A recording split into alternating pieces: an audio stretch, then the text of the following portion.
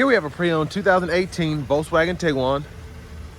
This one comes in the SEL trim level in deep black pearl metallic. And then we do have the Titan black leatherette interior. For the powertrain, we get a 2-liter turbocharged 4-cylinder engine. That's mated to an 8-speed automatic transmission. And then this one has just around 80,000 miles on it, so we're gonna see how it's held up. But as we come around to the front end here, we have our halogen headlamps, halogen fog lights, and LED daytime running lights. And seeing this in person, it really does remind me of the same year Jettas, just how the front end looks exactly like that. It's just kind of like a small SUV, if you will. And down here to these wheels, these are 18-inch aluminum. Then we do get passive keyless entry on the front 2 doors. Power door lock controls, rear window lock. We do get one-touch automatic up and down windows on all 4 doors, and then our power mirror controls are here. And then we have the release for the lift gate there. You can pull this for the hood, and then your headlamp controls are here. And then you can turn the auto on and then pull for the fog lights. And then we do have a manual tilt and telescopic steering wheel. And here's the power driver seat with 2-way power lumbar support.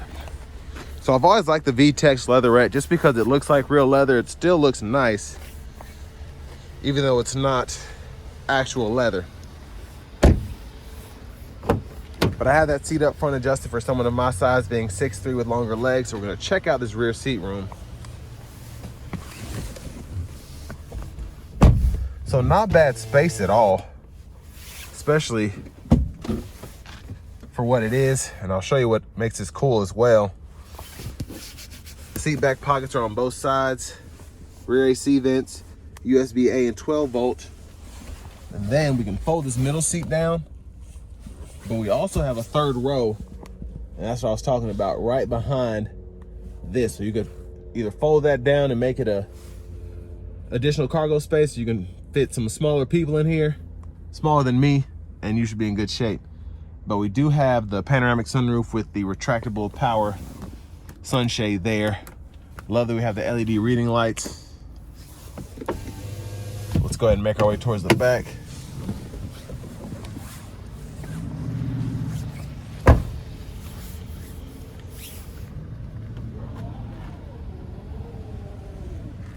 So here we have a look behind the 3rd row. When it's folded up, you still have decent sized space back here. The spares underneath there. And then if you want to fold these down, just pull up there. And then of course that seat has to be up far enough, but those will fold flat there, and then you have all that additional space. And then you also have a release right there as well. And it looks like we have a roadside assistance kit here. And we have the side pocket on this side as well. So tons of storage back here, even though it's a smaller space. And then I don't know what's going on with this power lift gate, but needs a little bit of work there. It might be turned off from the front, I'm not sure. But underneath the vehicle there, you can see we have that dual exhaust.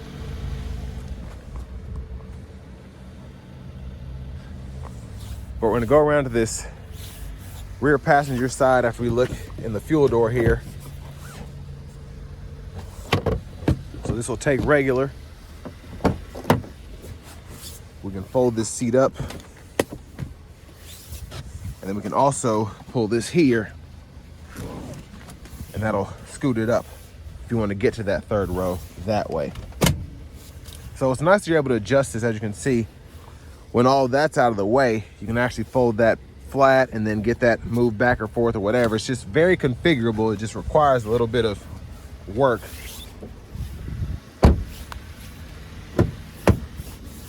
And then our front passenger seat, we can adjust 6 ways manually. And then I like how we threw in the seat or the side pockets here if you want to stow a phone or a map or something in there. But glove compartment, and then CD drive there with the SD card readers.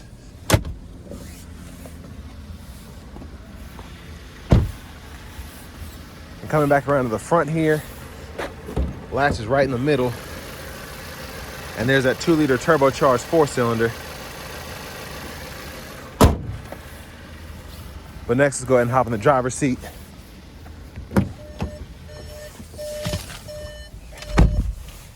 So we're gonna test out the horn.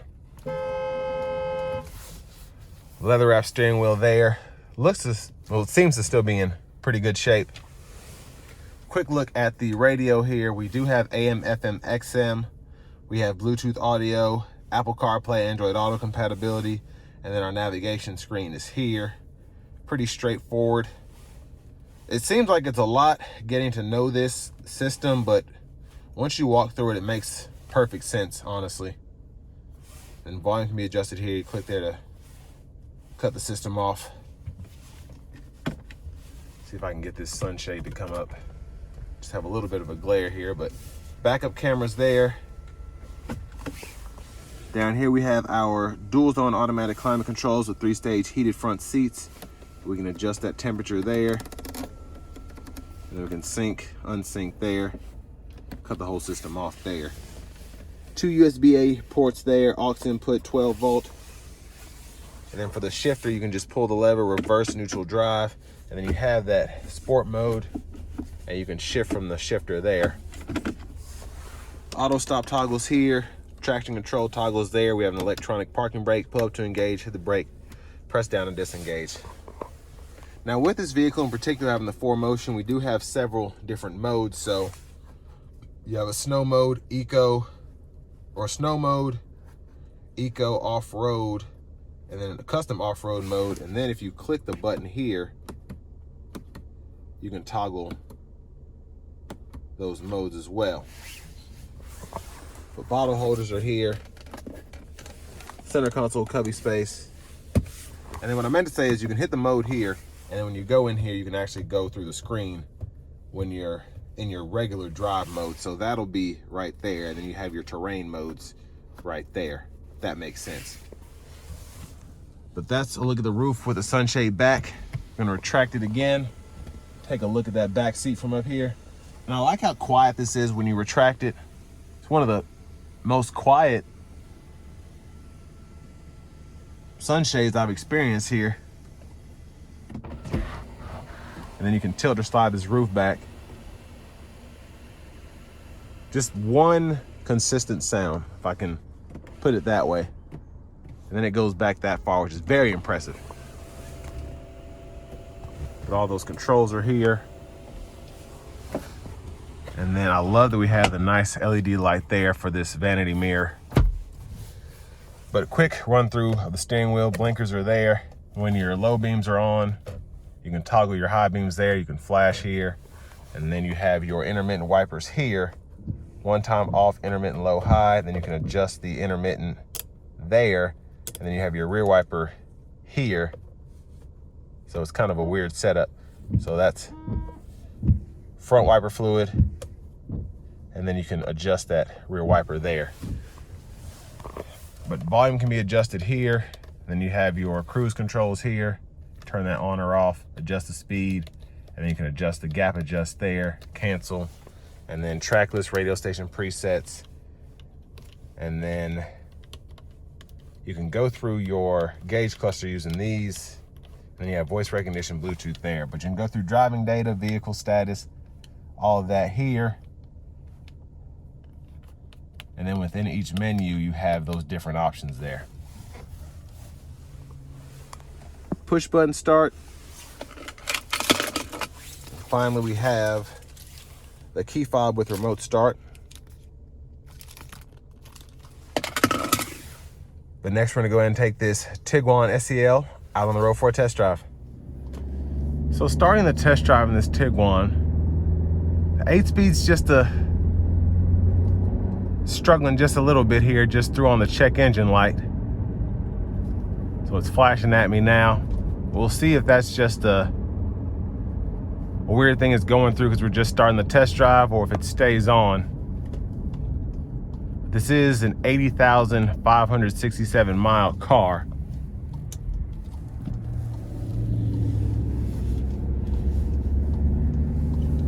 So yeah, the light's off now.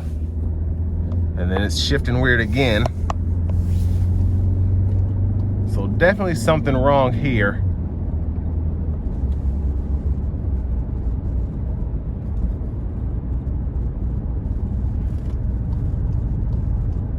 giving me a weird shake and vibration.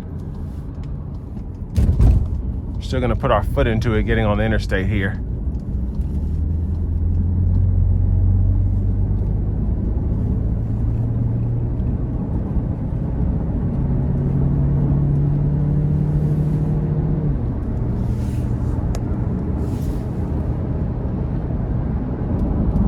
So it seems to be driving normally now.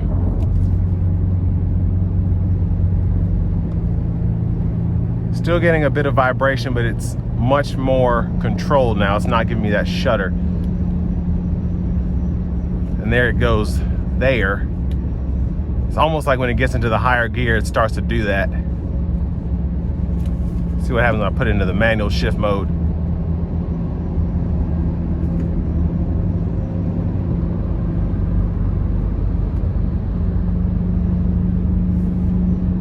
So yeah, very interesting there.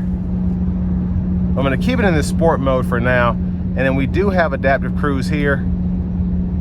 So I can set the speed there. And then especially in the higher gear there, it doesn't seem to have an issue, at least as of now. I do like that we have the blind spot monitors in this one. Certainly come in handy. Yeah, that transmission shutter is definitely not supposed to be there, especially with this. I don't know what this EPC light means, but definitely something up here. Now, with this being a Volkswagen, I wouldn't be surprised if there was some kind of weird computer thing that's causing the vehicle to act like it is now. Might be a simple fix, maybe a sensor or something is out, I don't know. But definitely have an issue here. And I don't know if this is a common problem with this model year around this kind of mileage or what. But again, it's definitely, if you have this issue, take it in somewhere, because you don't want to be out here with a struggling engine that's out here puttering randomly. But specifically with the lower RPMs, it seems to be more of an issue. I'm gonna try to give it a pull here though, even with this light on.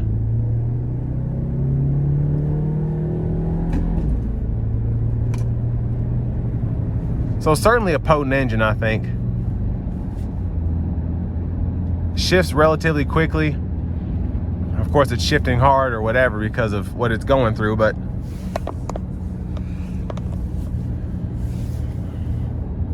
I mean, the good things about this car is it feels luxurious on the inside. Love having the blind spot monitors, the adaptive cruise, the sunroof. So I don't even know if this might be an SEL Premium. I don't know much about Volkswagens to really say, and I couldn't find any info on it from the window sticker or the Carfax, but it does have the leatherette interior. So not sure, again, about the trim levels with this one in particular, that in that model year. But overall driving dynamics I like. Again, the powertrain itself is not in perfect working order, but just the overall steering, the braking, and then just the ride quality is pretty good. And just, as you can see, I'm still getting 30 miles per gallon here. But definitely not a bad vehicle in terms of just the exterior aesthetics, the interior, all the features you get with this one in particular. Just got to figure out what's going on with this powertrain that's making it drive like this at 80,000 miles. But with all this being said, this will bring me to the end of my review of this 2018 Volkswagen Tiguan SEL.